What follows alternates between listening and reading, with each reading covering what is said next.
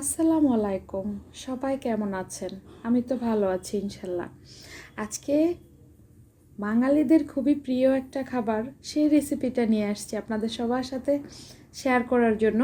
এটা হচ্ছে পাঁচমিশালি গরুর গোশ ভুনা। কীভাবে পাঁচমিশালি গরুর গোশ ভুনা করতে হয় আজকে আমি আপনাদের সাথে শেয়ার করব। দেখেন, রান্না করার পরে যে ফাইনাল লুক যেটা আমি আপনাদের সাথে প্রথমেই শেয়ার করলাম, এরকম হবে আমি বিফটা রান্না করার পরে। দেখেন কি মজাদার হয়েছে, কি লোভনীয় হয়েছে, তাই না? তো আজকে আমি রান্না করতে যাচ্ছি এই রেসিপিটা, যেটা হবে দারুণ মজার, দারুণ স্বাদের, লোভনীয় একটা বিফ ভুনা। আচ্ছা, কি কি লাগছে এই রান্নাটা করতে? আমি এখানে সব কিছু নিয়ে নিয়েছি, তো একটা একটা করে আপনাদের সাথে শেয়ার করব, আর আমি বলে দিব কতটুকু লাগছে কোনটা। আচ্ছা, এখানে আমার এটা হচ্ছে পিওর গোশ, আমি একটা একটা করে আপনাদের সাথে দেখাচ্ছি। তারপরে আছে এখানে গুর্দা আছে, এটা হচ্ছে কিডনি। তারপরে আছে কলিজা আছে। তারপরে এই যে ফ্যাপসকা আছে, এই যে এগুলো হচ্ছে ফ্যাপসকা। আচ্ছা, তারপরে হাড় আছে, সিনার মাংস আছে। তো এটা হচ্ছে সিনার মাংস। তারপরে আছে হাড়। আচ্ছা, আমি এগুলা কিন্তু একসাথে কিনিনি, বিফটা আলাদা ছিল, এগুলো সব আলাদা ছিল। আমি জাস্ট আধা কেজি করে করে মিক্স করে 2 কেজি বানাইছি একসাথে। আচ্ছা, এখানে আলু নিয়ে নিলাম হাফ কেজি, 2 কেজির জন্য হাফ কেজি এনাফ। পেঁয়াজ নিয়ে নিলাম 250 গ্রামের মতো হবে। 4 ভাগ হলে 3 ভাগ গোশ হবে, 1 ভাগ আলু হবে, মনে রাখতে হবে। আচ্ছা, 1.5 চামচ হলুদের গুঁড়া নিলাম, 2 চামচ মরিচের গুঁড়া নিলাম, 2 চামচ ধনিয়ার গুঁড়া নিলাম। আচ্ছা, ভাজা জিরার গুঁড়া আর হচ্ছে গরম মশলা গুঁড়া নিয়ে নিলাম 1 চামচ করে। আচ্ছা, এখানে আছে গরম মশলা, তেজপাতা সব কিছু মিলানো, আমি ধুয়ে সুন্দর করে রেখে দিয়েছি। আচ্ছা, এখানে আছে 1.5 চামচ রসুন, 1.5 চামচ আদা বাটা রেখে দিয়েছি। আচ্ছা, আমি সব কিছু আপনাদের সাথে পরিচয় করায় দিলাম। এটা হচ্ছে সাদা তেল, সব কিছু একসাথে পরিচয় করিয়ে দিলাম। এখন আমি রান্না করতে চলে যাব। আচ্ছা, আমি এখানে একটা ফ্রাই প্যান নিয়ে নিলাম, তো তার মধ্যে একটা একটা করে আমি ইনগ্রিডিয়েন্টসগুলো দিয়ে নিব। আচ্ছা, এখানে তেজপাতা দিয়ে নিব প্রথমে। এখানে লং, এলাচ, দারুচিনি, গোলমরিচ, লবঙ্গ সব কিছু আমি ধুয়ে নিয়েছি, কারণ এগুলো কিন্তু বস্তায় ভরা থাকে। প্লিজ আপনারা সবাই ধুয়ে নেবেন।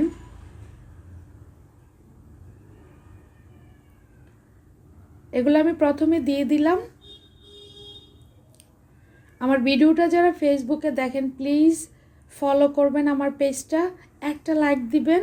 যারা ইউটিউবে দেখেন আমার চ্যানেলটা সাবস্ক্রাইব করবেন।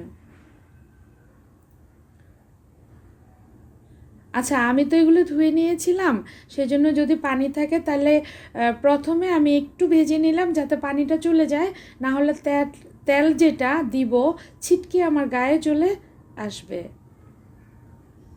আচ্ছা, আমি ডিটেলসে বলছি, যারা নতুন রান্না করবেন তাদের যাতে কোনো প্রবলেম না হয়।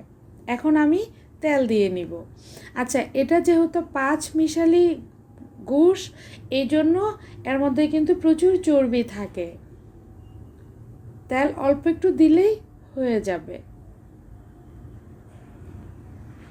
তেলটার মধ্যে আমি যে আস্ত মশলাগুলা সেগুলো একটু ভেজে নিব।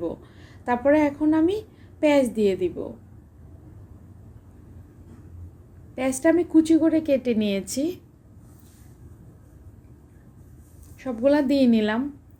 ওয়েস্ট করা ভালো না, আর ওয়েস্ট কি বলবো, আমি কত মানুষের কষ্টে আছে এই করোনার মধ্যে, কেউ খাবার নষ্ট করবে না, আল্লাহর দোহাই লাগে সবার কাছে আপনাদের, কেউ খাবার নষ্ট করবেন না, মানুষ অনেক কষ্টে আছে খাবারের জন্য। আচ্ছা, আমি পেঁয়াজের সাথে একটু লবণ দিয়ে নিলাম যাতে পেঁয়াজটা তাড়াতাড়ি কুক হয়ে যায়, সিদ্ধ হয়ে যায়।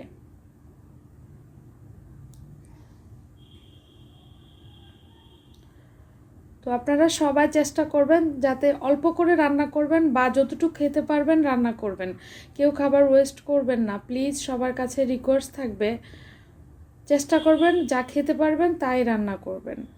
আচ্ছা, পেঁয়াজটা আমি একটু সুন্দর করে ভেজে নিব। এটা কিন্তু এত লাল করতে হবে না, যেহেতু আমরা বিফ রেড মিটগুলো আমরা কিন্তু একটু বেশিক্ষণ রান্না করি, সো এগুলোর মধ্যে পেঁয়াজ দিলে পেঁয়াজ কিন্তু গলে যায় এমনিতেই। আপনি ভাজেন তাও গলবে, দুই ফালা করে দিলে তাও গলবে, কারণ হচ্ছে পেঁয়াজটা কিন্তু রান্না করার পরে একদমই সফট হয়ে যায়, পরে নাড়া লাগলে এটা গলে যায়। এটা আপনি হালকা বেজেও মশলা দিয়ে বিফ রান্না করে ফেলতে পারবেন। Any kind of red meat অনেক হার্ড হয়, অনেক টাইম লাগে সিদ্ধ হইতে, সেই জন্য আপনি পেঁয়াজটা এত ভাজতে হবে না।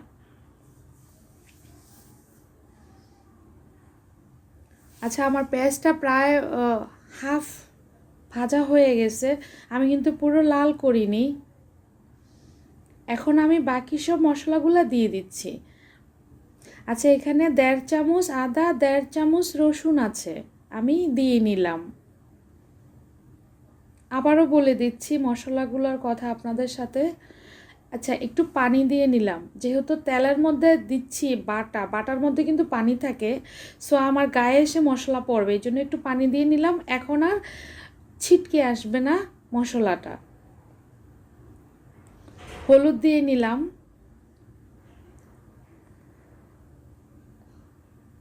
মরিচ দিয়ে নিলাম,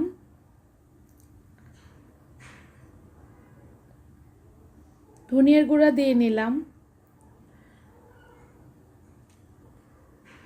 আচ্ছা, আপনারা যদি কোয়ান্টিটি হিসাব করতে যান তাহলে হচ্ছে 1 কেজির জন্য 1 চামচই যথেষ্ট।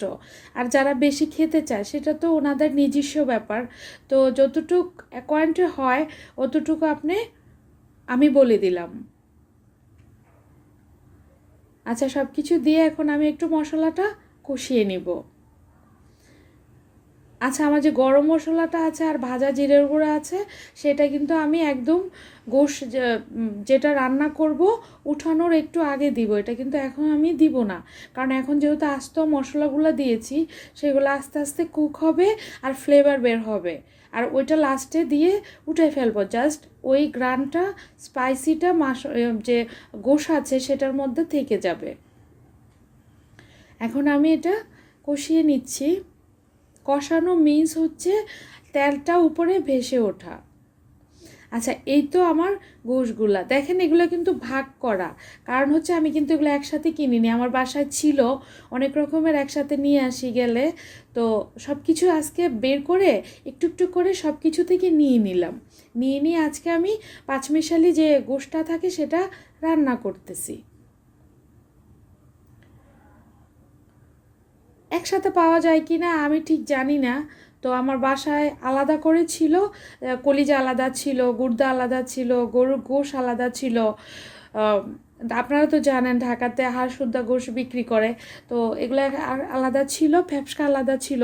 তো এগুলা যখন আমি বাজারে যাই তখন আলাদা আলাদা করে নিয়ে আসি, কারণ যখন যেটা রান্না করতে মন চায় রান্না করি। এই জন্য আমি সবগুলা থেকে একটু একটু করে নিয়ে তারপরে আমি আজকে পাঁচমিশালি গরুর গোশটা রান্না করতেছি। তো এখন আমি সব কিছু দিয়ে গোশটা দিয়ে নিলাম, এখন আমি এটা ঢেকে দিব।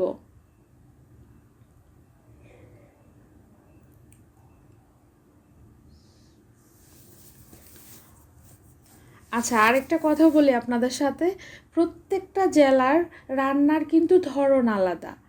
সো আপনারা, আচ্ছা আমি একটু ঢাকনাটা উঠালাম, নেড়ে দিচ্ছি।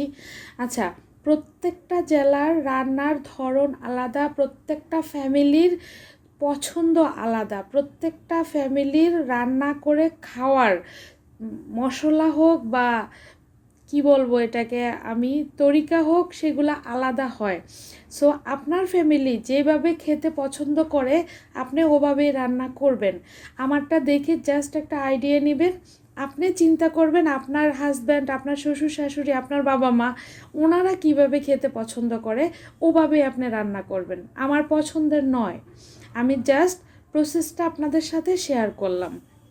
আচ্ছা, আমি আবারও একটু নেড়ে নিচ্ছি। এটা কিন্তু যখন ঢেকে দিবেন বা ঢেকে দিব আমি, তখন কিন্তু এটা এমনিতেই পানি উঠে যাবে, কারণ আপনারা জানেন সবাই, সব মিটের মধ্যেই কিন্তু পানি থাকে। আচ্ছা, আমি আমার যে পাতিলাটা সেটা চেঞ্জ করে নিছি, কারণ হচ্ছে ছোটো হয়ে গিয়েছিল অনেকগুলা বিফ এখানে।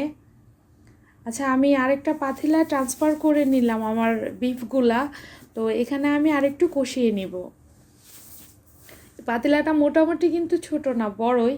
তো যেহেতু বিফ ছিল 2 কেজির মতো, আবার আলু দিব, তো ভাবলাম একটু চেঞ্জ করে নেই, এই জন্য আমি পাতিলাটা একটু চেঞ্জ করে নিছি। এখন এটাতে আমি 2-3 বার একটু একটু কষিয়ে তারপর আমি বাকি সব কিছু দিয়ে দিব।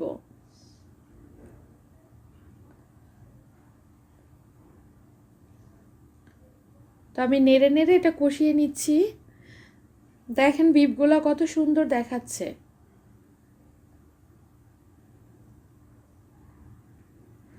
কমে গেছে তাই না?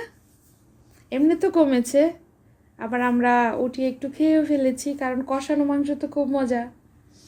তো আমরা যখনই রান্না করি, কষানোর পরে আমাদের 1/2 কেজি শেষ হয়ে যায়। এখন এ তো আরেকটু কষিয়ে তারপরে হচ্ছে বাকি আলু দিব, বা যা আছে ওটা দিয়ে ঝোল দিয়ে দিব।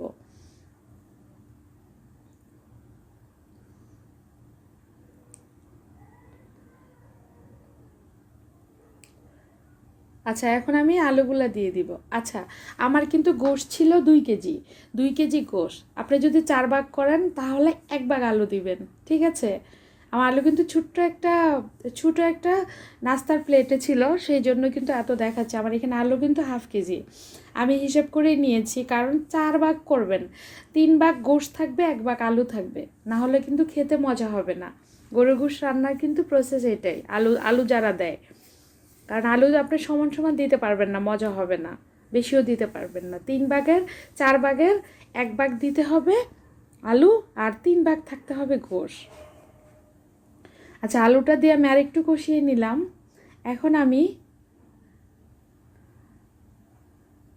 যাতে আলুটার মধ্যে যে কষানো যে স্পাইসিগুলো থাকে সেগুলো একটু যায়, এই জন্য আলু দিয়ে একটু কষাতে হবে।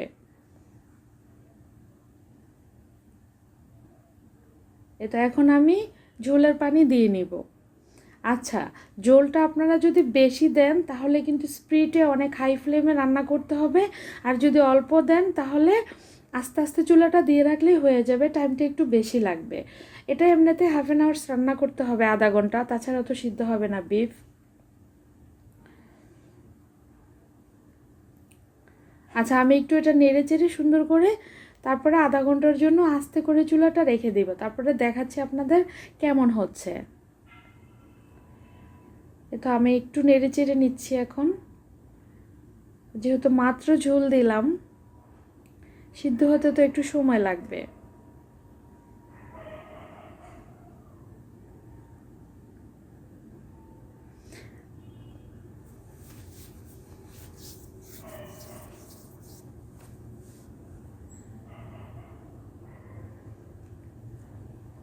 আচ্ছা, আমি এটা কিন্তু আধা ঘন্টা রেখে দিয়েছিলাম চুলাটা আস্তে করে দিয়ে।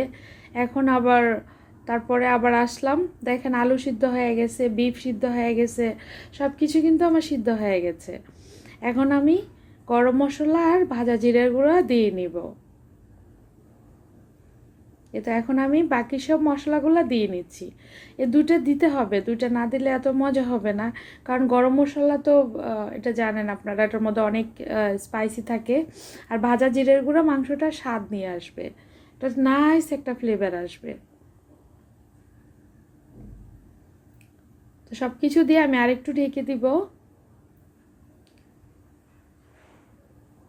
এই তো আমার বিফটা প্রায় হয়ে গিয়েছে। এখন আমি একটা সার্ভিং প্লেটে সার্ভ করে নিব। দেখেন কত সুন্দর হয়েছে, এত মজা হয়েছে, এত লোভনীয় হয়েছে, মনে হয় যেন কোনো মেজবানির গোশ বা হচ্ছে কুরবানির গোশ খাচ্ছি। মাশাল্লাহ, এত মজা হয়েছে। আল্লাহ রাব্বুল আলামিনের কাছে কোটি কোটি শুকরিয়া যে আল্লাহ যা রাখছে রিজিকে আমরা খেতে পারি।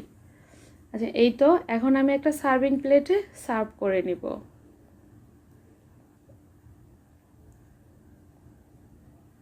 আমার ভিডিওটা যারা ফেসবুকে দেখেন, প্লিজ আমার চ্যানেলটা ফলো করবেন, যারা ইউটিউবে দেখেন সাবস্ক্রাইব করবেন, আর আমার জন্য দোয়া করবেন আমি যাতে আরেকটা সুন্দর রেসিপি নিয়ে আপনাদের সাথে চলে আসতে পারি। আল্লাহ রাব্বুল আলামিন আপনাদের সবাইকে ভালো রাখেন। আসসালামু আলাইকুম।